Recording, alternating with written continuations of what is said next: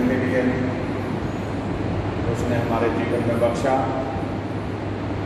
जिंदा परमेश्वर की हम बड़ाई करते हैं क्योंकि जीवन उसकी ओर से मिलता है। यीशु मसीह जीवन है। आज जो हम वचन पढ़ेंगे प्रभु की हजूरी में, उस वचन का जो विषय है, वचन का विषय मायने रखता हमारे लिए। वचन का विषय है फतेहमंद विश्वास के नमूने। उर्दू का शब्द है फतेहमंद, यानी कि जेतू, हर काम में कामयाबी। फतेहमंद विश्वास के नमूने। नमूने मतलब होता है एक ऐसी बात जो आपको बताई जाए जिसे सुन के आप जानें कि एक विश्वास करने से जीवन में क्या हो सकता है, एक विश्वासी के जीवन में परमेश्वर क्या कर सकता है, एक विश्वासी के जीवन में प्रभु यीशु मसीह क्या कर सकते हैं। अगर आप अपने जीवन में फतेहमंद विश्वास के नमूने देखना चाहते हैं तो बाइबल में लिखा उन लोगों के बारे में। मेरे जी बहन भाई, विश्वास के द्वारा ही इब्राहिम ने बुढ़ापे में औलाद पाई। विश्वास के द्वारा ही सारा बुढ़ी होगी कि उसे परमेश्वर ने पुत्र दिया। विश्वास करने के कारण ही दानियल शेरों की मांद में फेंका गया, लेकिन उसको शेर खा नहीं सके। शद्रक मेशक अबेदनगो को आग की दगती भट्टी में डाला गया। वो विश्वासी थे, परमेश्वर के ऊपर विश्वास करने वाले, उनका बाल तक नहीं जला। दाऊद बादशाह के बारे में जानते, विश्वास के द्वारा उसने इतना परमेश्वर के हजूरी में सामर्थ पाई और शक्ति पाई। सलमान के बारे में जानते, विश्वास के द्वारा उसने बुद्धि पाई। और बहुत सारे प्रभु के ऐसे भक्त हुए हैं, नबी हुए हैं, मूसा नबी हुए हैं, हनोक हुआ, एलिया हुआ, बहुत सारे नबी हुए हैं जिन्हें विश्वास के द्वारा ही परमेश्वर ने बड़े बड़े उनके जीवन में कार्य करे। Hallelujah, hallelujah. आज का जो वचन का विषय है उसे बार बार आपको रिपीट इसलिए कर रहा हूं क्योंकि आप विश्वासी हो और विश्वासियों को ये वचन सुनना चाहिए कि फतेहमंद विश्वास के नमूने क्या है।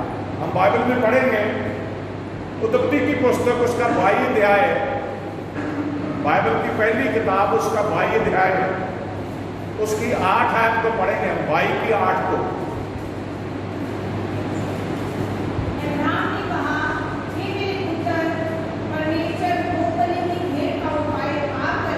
अब्राहम ने कहा, हे मेरे पुत्र, परमेश्वर होमबलि की भेंट का उपाय आप करेगा।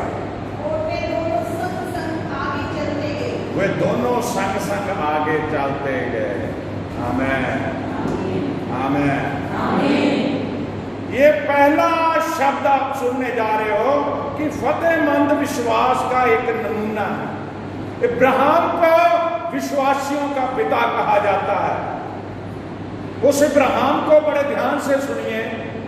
जब वो बूढ़ा हो गया, उसकी औरत बूढ़ी होगी, उनके औलाद नहीं थी, लेकिन परमेश्वर ने सुनी। वो विश्वासी था। परमेश्वर ने उससे वादा कर लिया कि मैं तेरी नस्ल को इतना बढ़ाऊंगा कि अगर कोई रेत के जर्रों को गिन लेगा, तारों को गिन लेगा, वो तेरी नस्ल को गिन लेगा। मेरे अजीज बहन भाइयों, अब वो विश्वासी है, परमेश्वर का डर रखने वाला है, परमेश्वर के पीछे चलने वाला है। लेकिन परमेश्वर क्या, जब उसको बेटा दे दिया परमेश्वर ने, परमेश्वर उससे उसकी परीक्षा ले रहे हैं। परमेश्वर उसकी परीक्षा ले रहे हैं। और परमेश्वर ने कहा इब्राहिम, उसने कहा हाजिर हूं मैं परमेश्वर। तो कह रहा मोरिया देश में जाओ, वहां एक बताया जाएगा तुझे पहाड़ है, वहां जाके जो तेरा अकलौता पुत्र है उसकी कुर्बानी दे दे मेरे लिए। बड़े ध्यान से सुनना मेरे बहन भाई। इब्राहिम ने कोई शक नहीं किया। वो इतना विश्वासी था कि परमेश्वर ने कहा है। अगर कोई कमजोर इंसान होता, रोने लग जाता, कमजोर इंसान था, परमेश्वर को कहता ये क्या कर रहे हो आप, बुढ़ापे में मुझे औलाद दिया, उसे भी आप कह रहे हो कुर्बान कर दे, उसे भी खत्म कर दे, बलि दे दे उसकी। मेरे जी बहन भाइयों, सुबह हुई, उसने अपने 2 सेवक लिए, अपने बेटे को लिया, जो भेंट का जो कुर्बानी का सामान होता, लकड़ियां चीरी और आग ली, छुरी ली, वो निकल लिया। और आपने हमेशा इस अध्याय को पढ़ा होगा, लेकिन आपको नहीं पता उसको वहां तक पहुंचने में जहां परमेश्वर ने उसे भेजा था 3 दिन लग गए। बोलो हालेलुया। 3 दिन, तीसरे दिन उसे वो जगह दिखाई गई, दिख गई, और उसने अपने सेवकों से कहा, जिस गधे पे वो सामान लाद के लेके गए थे, कि तुम लोग यहीं खड़ो, मैं और मेरा बेटा अभी परमेश्वर को दंडवत करके वापस आते हैं। इन शब्दों के ऊपर ध्यान करना। उसने वो लकड़ियां अपने बेटे पे डाली, बाकी सामान आग और सामान पकड़ा और उस जगह के लिए चलने लगे। तो उसी समय ये जो 8वीं आयत पढ़ी है, इब्राहिम का बेटा इसहाक जो है बोलता है, पिताजी सामान तो सारा है हमारे पास, लकड़ियां भी है, आग भी है, जो भी कुर्बानी का सामान होता है, लेकिन वो मेंढा कहाँ है जिसे कुर्बान करना है, जिसकी बलि देनी है, वो कहाँ है? तो इब्राहिम अपने बेटे को, उसने नहीं बताया उसे भी तेरी ही कुर्बानी मांगी है पिता परमेश्वर ने। कह रहा उसका इंतजाम कौन? परमेश्वर खुद आप करेगा। ये है विश्वास। 2 बातों को ध्यान दीजिए इस कहानी में। पहली, जब परमेश्वर ने कहा कि मैं तेरी परीक्षा, परमेश्वर ने उसकी परीक्षा लेनी चाहिए, और परमेश्वर ने कहा कि जो पुत्र तुझे दिया इसको कुर्बान कर दे मेरे लिए। और इब्राहिम ने कोई शक नहीं करा, इब्राहिम ने कोई रोया नहीं, इब्राहिम ने कोई भी किसी तरह के संदेह नहीं किया। वो उसी समय तैयार हो गया, रेडी हो गया, ठीक है परमेश्वर मैं चलता हूँ।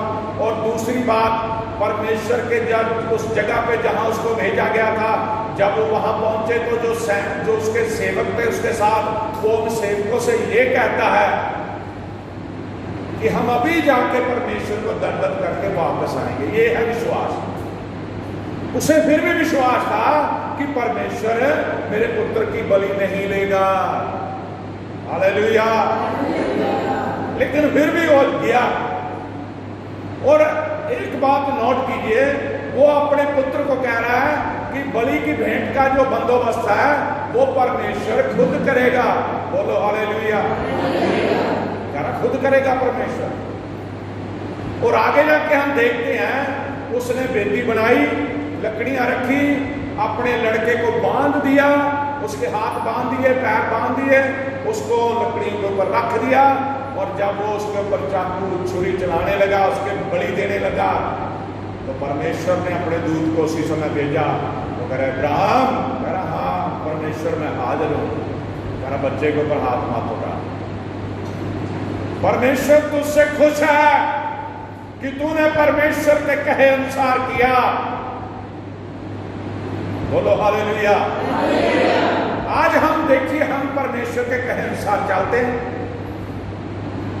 उसी समय उसे दिखाई दिया झाड़ी में एक मेढा सींगों समेत फंसा हुआ था, उसने उसे लिया, परमेश्वर के लिए क्या करा? कुर्बानी दी। कुर्बानी हुई, उसने उस मेढे की जो परमेश्वर ने भेजा कुर्बानी दे। और मेरे अजीज बहन भाइयों, उस जगह का नाम क्या पड़ा? यहोवा यिरे। हालेलुया। यहोवा यिरे, परमेश्वर इंतजाम करने वाला, परमेश्वर उस कार्य को करने वाला। उस पहाड़ पे जो जगह थी उसका नाम क्या पड़ गया? उस स्थान का नाम यहोवा यिरे रखा गया। 14 पढ़ दीजिए, उसमें लिखा हुआ है 22 की 14।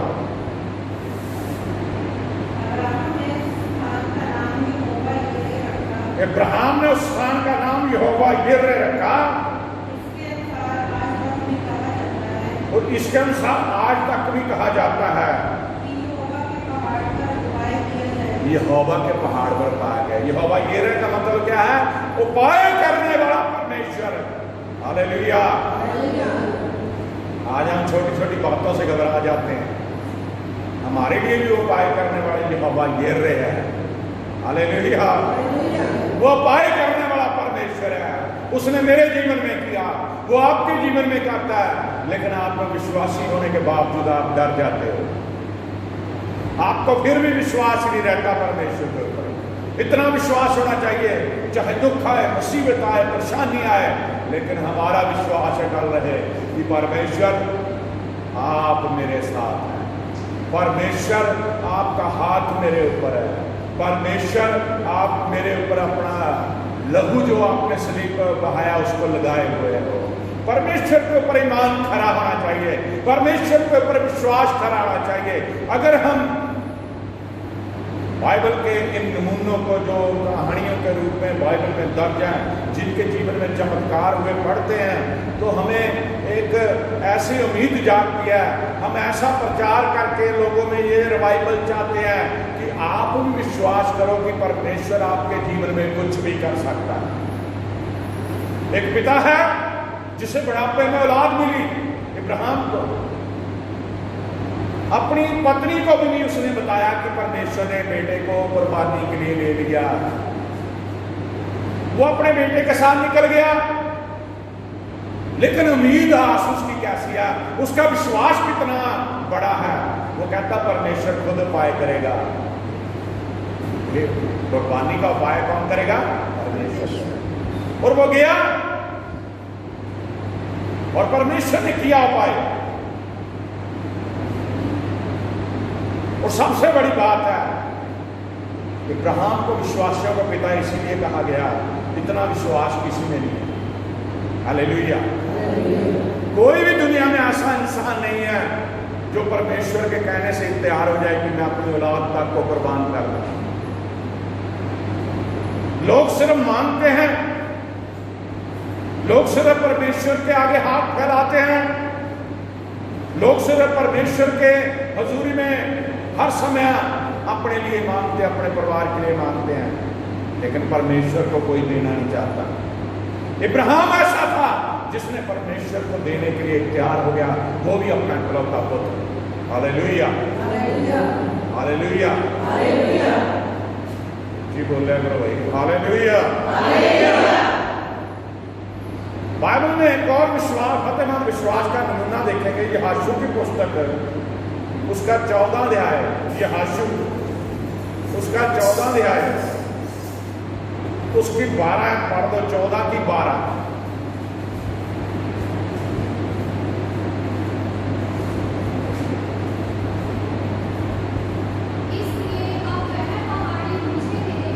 इसलिए अब वह पहाड़ी मुझे दे जिसकी चर्चा यहोवा ने उस दिन की थी। तूने तो उस दिन सुना होगा कि उसमें अनाथ वंशी रहते हैं और बड़े बड़े घर वाले नगर हैं।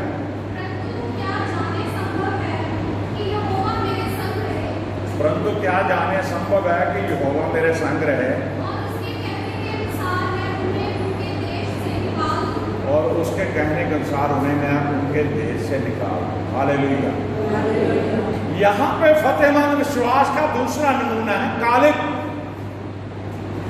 जब मूसा नबी कौम इस्राएल को मिस्र की गुलामी में से निकाल के लाया, परमेश्वर ने उनसे वायदा करा था कि मैं तुम्हें उस मुल्क में लेके जाऊंगा जहां दूध और शहद की नदियां बहती हैं। और उस समय मूसा नबी के कहने से कालेब जो है वो कुछ लोगों के साथ उस जगह की जासूसी करने के लिए गया था, और यह हाशू भी मौजूद था। दोनों जवान थे, और कालेब जो वहां गया, यह हाशू मूसा का टहलुआ था उस समय। और जो लोगों ने वहां जासूसी की वापस आए, तो उन्होंने मूसा के सामने आके बड़े डर गए, कह रहे वहां तो दानवों जैसे लोग हैं, इतने ऊंचे ऊंचे लोग हैं, वहां उनको नहीं हम जीत सकते। तो सिर्फ कालेब था ऐसा जिसने कहा कि हमारा परमेश्वर सब कुछ कर सकता, हमारा परमेश्वर उनको हमारे बस में कर। हालेलुया। ये विश्वास देखिए कि हमारा परमेश्वर सब कुछ कर देगा, और परमेश्वर ने उन्हें वो मुल्क दे दिया। तो जिस समय उसने ये कहा था कि हमारा परमेश्वर सब कुछ करेगा, तो मूसा ने कहा, मूसा खुश हो गया, मैं बहुत खुश हूं कि तू मेरे परमेश्वर के ऊपर भरोसा रखता है। हालेलुया। आज वो इंसानों के लिए प्रभु के दास भी, परमेश्वर भी खुश होता है जो परमेश्वर पे भरोसा रखते हैं। उसने कहा कालिब से कि जिस समय हमें वो मुल्क मिल जाएगा, जो जगह तू देख के आया है, जहां तू पैर धर के आया है, तुझे और तेरे वंश को वो जगह दी जाएगी। हालेलुया। और उसी जगह को वो मांग रहा है कालिब। वो यहोशू घर जाके से पढ़ना, वो यहोशू से कह रहा है कि देख, उस समय मैं 40 साल का था और 45 साल लागे उस मुल्क में पहुंचने में, और आज मैं 85 साल का हूं। ध्यान से सुनना एक बात को। कह रहा जैसी बल शक्ति शरीर मेरा जैसे तगड़ा 40 साल की उम्र में था, वैसे ही 85 साल में भी वैसे ही तगड़ा है अभी। उस समय भी मैं युद्ध करने के लिए बहुत ताकतवर था, आज भी मेरे परमेश्वर की मुझ पे कृपा है, 85 साल की उम्र में भी मैं युद्ध कर सकता हूं। इसलिए तू मुझे वो जगह जो मूसा ने तय की थी, मुझे और मेरे वंश को वो दे दे। हालेलुया। और वहां ये शब्द वो बोल रहा है कि मुझे पता है कि वहां अनंतवंशी रह रहे हैं, वहां बहुत ताकतवर लोग रह रहे, गढ़ वाले नगर हैं उनके, बहुत वो ताकतवर हैं, लेकिन मेरा परमेश्वर उन्हें मेरे अंडर कर देगा, मेरा परमेश्वर मेरे जरिए उन्हें निकाल देगा। हालेलुया। ये विश्वास होना चाहिए। हमारी समझ इतनी नहीं है, हम परमेश्वर के भेदों को नहीं जानते, हम परमेश्वर के सामने बहुत जल्दी असहाय हो जाते। शैतान हमें गिरा देता है, शैतान हमें परमेश्वर से दूर कर देता है, शैतान के बहकावे में आके हम परमेश्वर को छोड़ देते हैं, शैतान के पीछे चल के हम डर जाते हैं। जबकि विश्वास हमारा इतना होना चाहिए, जब वो 40 साल का था तब भी वो विश्वासी था, 85 साल का हुआ तब भी वो विश्वासी है। ये है एक उम्दा विश्वास। हम क्या जवानी में खाया पिया ऐश करी पाप करे, बुढ़ापे में प्रभु प्रभु प्रभु मुझे बचा लिया, वो नरक में मिल जाना, मैंने स्वर्ग में ले लिया, बुढ़ापे में जाके स्वर्ग मांगते। जो लोग जवानी में परमेश्वर के साथ चलते हैं, बुढ़ापे तक परमेश्वर उन्हें संभाल के रखता है। उनका जिस्म निरोया रखता। उम्र हो जाएगी लेकिन ताकत नहीं कम होगी। उम्र जरूर, जो उम्र का चक्करा घूमेगा, लेकिन अगर आप विश्वासी हैं, दृढ़ विश्वासी हैं, परमेश्वर आपको संभाले रहेगा। जब मैं सुबह यह वचन पढ़ रहा था, मुझे बड़ा आनंद आया, और मैं अपनी वाइफ से सदा ही कहता रहता हूं, हंसी में मैं बोलता रहता हूं कि मैंने बुढ़ा नहीं होना। ये कहे कि बुढ़े हो गए, तो मैंने कहा मैं तेरी नजर में बुढ़ा हो गया, लेकिन मेरा परमेश्वर ने मुझे जवान ही रखा हुआ, मैं जवान ही हूं। हालेलुया। जे विश्वास नहीं है तो बुढ़े हैं। जे विश्वास है अपने परमेश्वर के ऊपर, जैसे कालिब को 40 साल में भी वो ताकतवर बना के रखा हुआ था, उसने जब 85 साल का हो गया तब भी ताकतवर। अब यहाँ पे मैं तालमेल क्यों कर रहा हूं? मुझे जब वचन पढ़ा मुझे बड़ी हंसी आई, बड़ा आनंद आया। मैं ये कर रहा हूं कि आज भी जब मैं 1994 में प्रभु का वचन सुनाने के लिए चर्च में खड़ा हुआ, वही आग उस समय थी मेरे अंदर। आज मैं 54 साल का हो गया, वही आग अब भी है मेरे अंदर। हालेलुया। वचन सुनाने की मेरे अंदर कमी नहीं आई, परमेश्वर ने मुझे और बढ़ाया, पूरे विश्व में मेरी आवाज को पहुंचाया। बड़े बड़े चमत्कार परमेश्वर ने करे। हमारे चर्च की एक मेंबर है, बेटी है, वो अभी आई नहीं, आज पुलिस डिपार्टमेंट में जॉब कर दी है। उसके लिए उसके परिवार वाले बहुत कहते थे, कई बार आए तो प्रार्थना करो, इसका रिश्ता नहीं हो रहा, इसकी शादी में अड़चन आ रही है। प्रार्थना तो वो भी कर रही थी, प्रार्थना हम भी कर देते थे।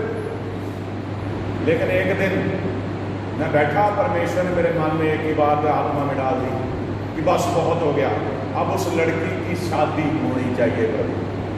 और हमने डांट के प्रार्थना करी, दूसरे हफ्ते में रिजल्ट आ गया, उसका रिश्ता हो गया, बात भी पक्की होगी। हालेलुया। ये है परमेश्वर का ताकत।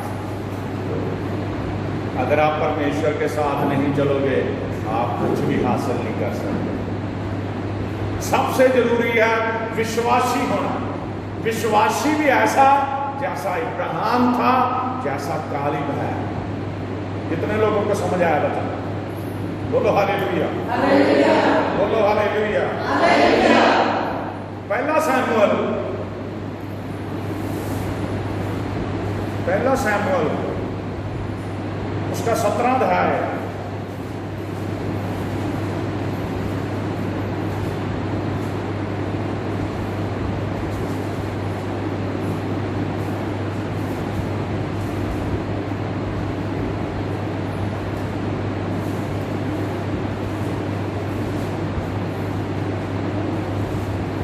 की 37 पढ़ दो।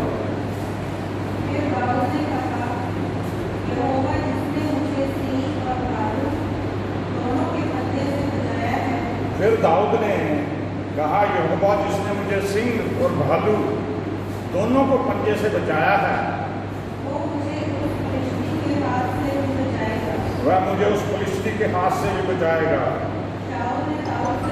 शाऊल ने दाऊद से कहा, जा, यहोवा तेरे साथ रहे। हालेलुया। जाओ, यहोवा तुम्हारे साथ रहे। ये बहुत ही पावरफुल और परमेश्वर के उस जीवित वचन को सुनने वाली ये बात है। मेरे अजीज बहन भाइयों, जो दाऊद है उसके बारे में हम जानते हैं। दाऊद जो यिशै का पुत्र था, जिसके 8 बेटे थे, उनमें से 3 बेटे शाऊल की फौज में भर्ती थे।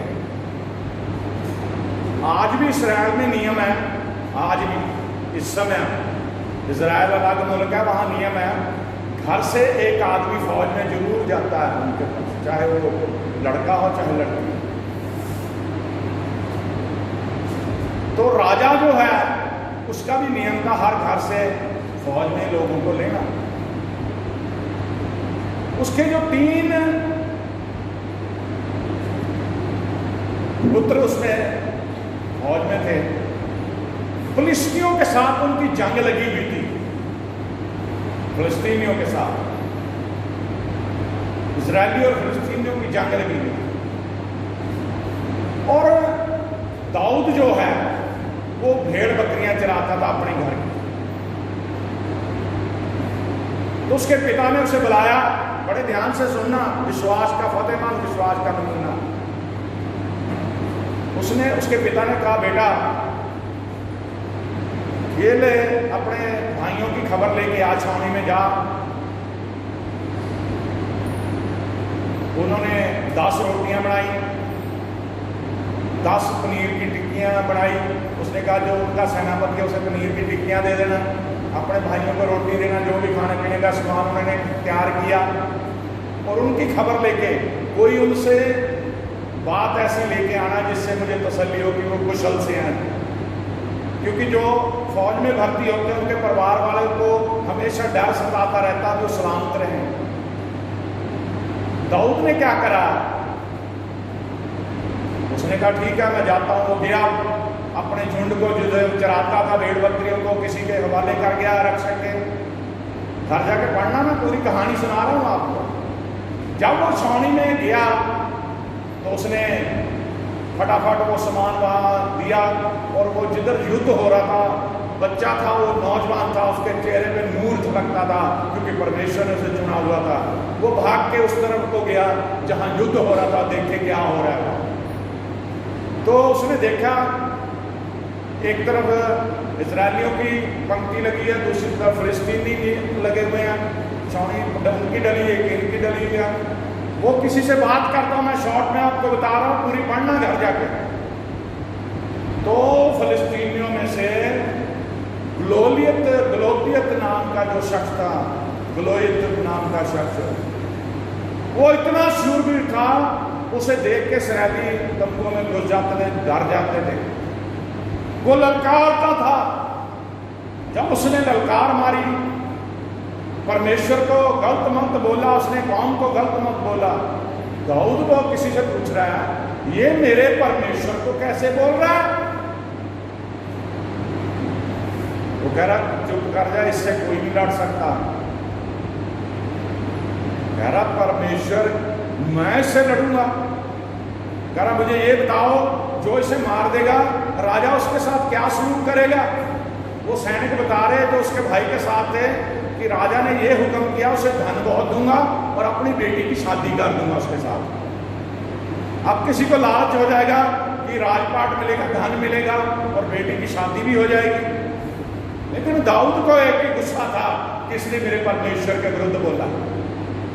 उसके भाइयों ने, जब उसके बड़े भाई ने सुना वो बात कर रहा है सैनिकों से, उसे गुस्से हुआ, झिड़का उसने, तू अपनी भेड़ बकरियां चार, यहाँ क्या करने आया तू? उसे गुस्सा आया बहुत उसके बड़े भाई को, दाऊद। वो कह रहा मैं तो ऐसे पूछ रहा हूँ, तो गुस्सा क्यों हो रहा है? उसने दूसरे से पूछा, उसने भी वही जवाब दिया। तो कह रहा ऐसा करो, मैं लड़ूंगा इससे। वो बात शाऊल तक पहुंची, राजा तक। राजा ने उसे कहा बुला के लेके आओ। वो राजा ने उसे देखा, कह रहा है भाई वो लड़का है, तू कैसे लड़ेगा? तू तो एक लड़का है, छोटा है।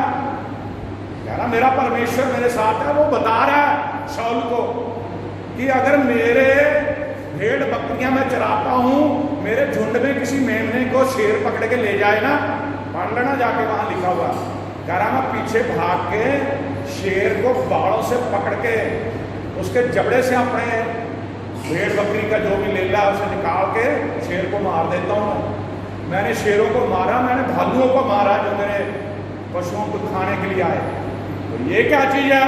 मेरा परमेश्वर जब मुझे इतना बलवान बना सकता है कि मैं शेरों को, भालुओं को मार सकता हूं, मैं इसे भी मार दूंगा।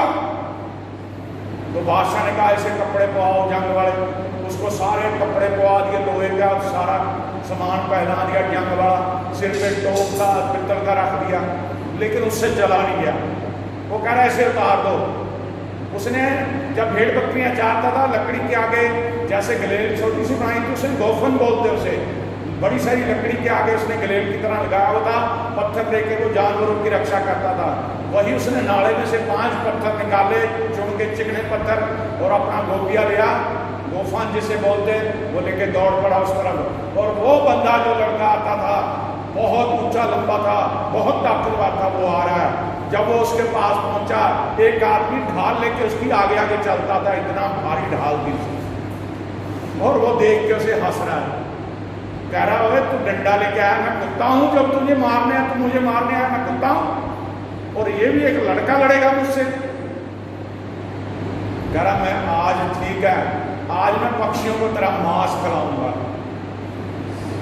इतना घमंड से भरा हुआ था ताकत। दाऊद कह रहा कोई नहीं, मेरा परमेश्वर महान है। जिस परमेश्वर की तूने निंदा करी, वही परमेश्वर आज तुझे मेरे हाथ से मरवाएगा।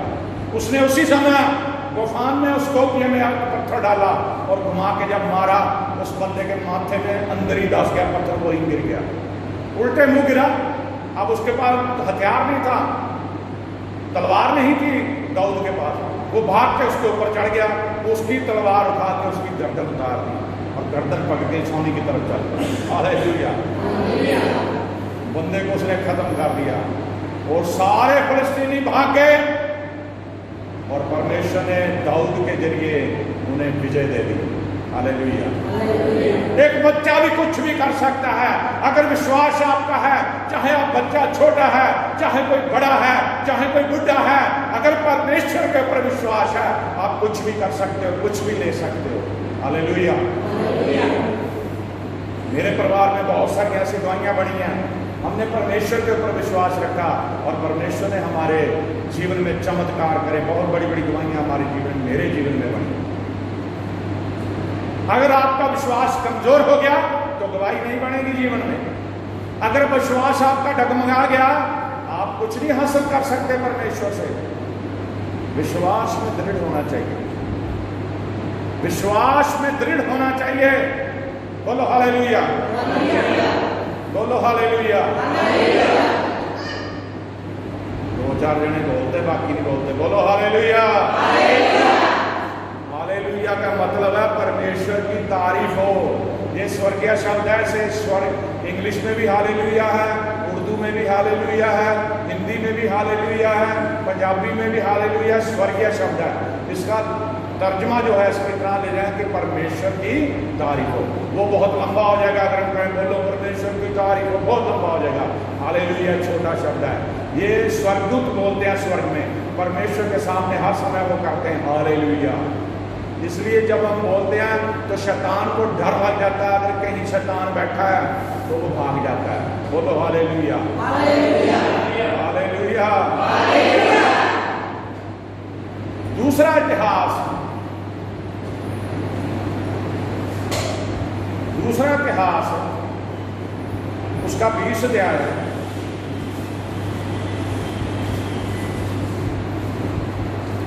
दूसरा इतिहास 20 अध्याय उसकी 12